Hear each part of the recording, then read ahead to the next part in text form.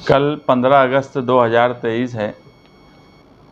पिछली बार central government ने ऐलान किया हर घर तिरंगा, पूरे मुल्क ने हर घर तिरंगा लहराया। इस मर्तबा सेंट्रल गवर्नमेंट का ये ऐलान है कि मेरी माटी मेरा देश, और 2 दिन तक तिरंगा लहराया जाए और जश्न मनाया जाए। जिन लोगों ने आज़ादी में हिस्सा लिया था, कुर्बानी दी, अपनी जान को गंवाया, उनको खैराज अकीदत श्रद्धांजलि दी जाए। ये मोदी सरकार की तरफ से ऐलान किया गया है, विज़न 2047। हम उस पार्टी की विचारधारा को हम पसंद नहीं करते, मगर सरकार में है और आज़ादी के ऊपर अगर कोई भी सरकार कोई प्रोग्राम देती है तो उस पर हम अमल करते हैं, क्योंकि ये हमारे मुल्क का सवाल है, हमारे मुल्क में की आज़ादी का जश्न है। इसलिए सरकार में कौन सी पार्टी है ये हमारे लिए अहमियत नहीं रखती। इसी तरह हम पिछले साल भी मालेगांव शहर में जश्न मनाए थे और इस साल भी मालेगांव शहर में आज रात में भी 14 अगस्त को हुब्बुल वतनी के गीत और शहीदों को श्रद्धांजलि देने के लिए शहीदों की यादगार के पास अशोक स्तंभ पर प्रोग्राम रखा गया है। कल 10:15 बजे अवामी झंडा बंधन, जो मालेगांव शहर का सबसे बड़ा अवामी झंडा बंधन होता है, वो होने वाला है। मगर इस शहर में ही कुछ फ़िरका परस्त जो मुसलसल जानबूझकर माहौल ख़राब करने की कोशिश कर रहे हैं, उसी सिलसिले को आगे बढ़ाते हुए कल 15 अगस्त को एक पॉम्पलेट बांटा जा रहा है। हिंदवी स्वराज्य स्वतंत्र दिन पदयात्रा म्हणजेच हिंदू राष्ट्र स्थापनेच्या देशातील प्रथम शंखनाद मालेगावात के हिंदू राष्ट्र बनाने के लिए पहला जो शंखनाद बजाया जाएगा, वो शुरुआत मालेगांव से की जा रही है। ये किस तरह का मैसेज देना चाह रहे हैं, और जो लोग प्रोग्राम आयोजित कर रहे हैं ये सब वही लोग हैं जो गढ़ की यात्रा में भांगड़ किए, जो दूसरी तरफ मामलात को बिगाड़ने की कोशिश करते हैं। ये सारे लोग एक ही हैं इस शहर में। उन पर कोई सख्त कार्रवाई नहीं होने की वजह से मुसलसल उनकी हिम्मत बढ़ती जा रही है।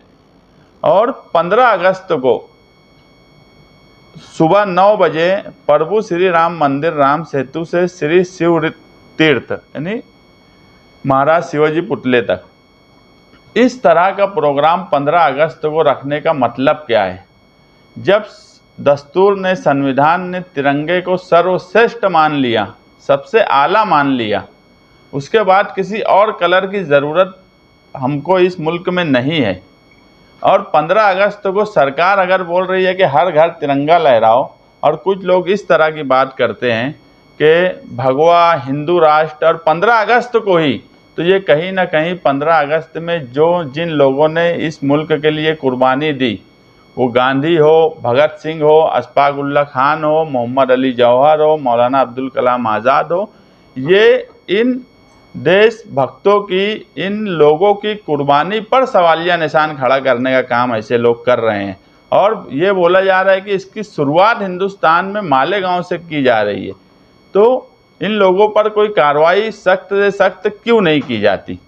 दूसरा ये कि लाल किला बनाए, लाल किले पर हर वक्त 15 अगस्त हो, 26 जनवरी हो, तिरंगा झंडा लहराया जाता। ये भगवा झंडे का वहाँ पे एक सिंबॉलिक पोस्टर बना देते हैं, तिरंगे झंडे को साइड में किनारे पर लगा देते हैं। इसका क्या मतलब लिया जाए?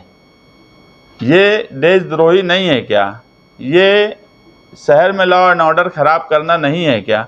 ऐसे लोग किसकी हिम्मत पे ये सब चीज़ शुरू करें? मेरा ऑब्जेक्शन यही है कि 15 अगस्त को तिरंगा झंडा हर जगह लहराया जाना चाहिए।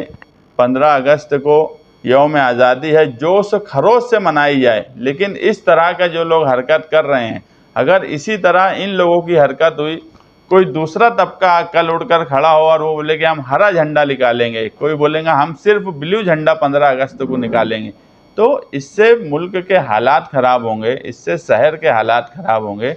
जब तिरंगे झंडे का अपमान हम इसको मानते हैं कि इस तरह का ऐलान जो है तिरंगे झंडे का अपमान है, और जब तिरंगे झंडे का अपमान मतलब देशद्रोह, इसलिए ऐसे लोगों पर अब पुलिस को सख्त एक्शन लेने की ज़रूरत है।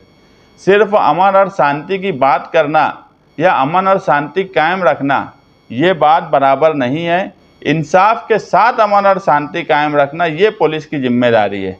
पुलिस अगर ये बोलती है कि सब होने के बाद भी हम अमन शांति रखते हैं तो इंसाफ के साथ नहीं रखती। जब तक गलत को गलत नहीं बोला जाएगा, जो लोग कानून को हाथ में ले रहे हैं उनके ऊपर कार्रवाई नहीं की जाएंगी, उस वक्त तक ऐसे लोगों की हिम्मत खुलेंगी।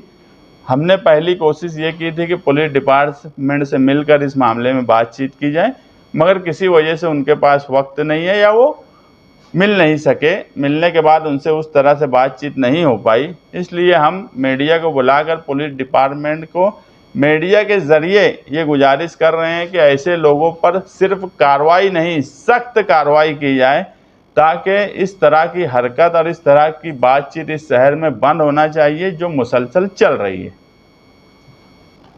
हमारा तो जवाब सीधा सा है, तिरंगा सबसे ऊंचा, तिरंगा ही सबसे ऊंचा रहेगा। मालेगांव शहर में तो हमने ये शुरुआत 4 साल पहले ही कर दी कि सबसे ऊपर तिरंगा लहराते हैं, और हम कोशिश कर रहे हैं कि इसमें गैर मुस्लिम लोग भी कल उस प्रोग्राम में शामिल हो। मेरी आज उन लोगों से बातचीत हुई, क्योंकि ये जो है ये मुझे किसी मुस्लिम लोगों ने नहीं दिया, बाकायदा जो सेकुलर जहन रखने वाले लोग हैं उन लोगों ने बुला के दिया कि ये सब चीज़ें बंद होना चाहिए, तुम पुलिस डिपार्टमेंट से बातचीत करो। इस तरह से हम भी इधर इस तरफ परेशान हो गए हैं, कभी भी कुछ भी ये लोग करते हैं। और ये एक ही ग्रुप और पुलिस को समझ रहा है ये कौन लोग हैं, बस पुलिस की हल्की कार्रवाई या नहीं कार्रवाई की वजह से उनमें हिम्मत बढ़ रही है। हम चाहते हैं कि ये पॉम्पलेट बनाने वाले, ये पॉम्पलेट छापने वालों पे सख्त कार्रवाई हो, और हमारा जवाब उस ताल्लुक से सिर्फ तिरंगा है। हम आज भी रात में तिरंगे के साथ जश्न मनाएंगे, हम कल भी तिरंगे के साथ जश्न मनाएंगे। परमिशन देने वालों के खिलाफ भी कार्रवाई करेंगे, और अगर परमिशन नहीं दी गई है और बगैर परमिशन के जो लोग भी कार्रवाई कर रहे हैं, इस पॉम्पलेट से मेरी वकील से बातचीत हुई है, उनको भेजा हूँ, वो जैसी वकील की तरफ से राय आएंगी उस हिसाब से कानूनी कार्रवाई करेंगे।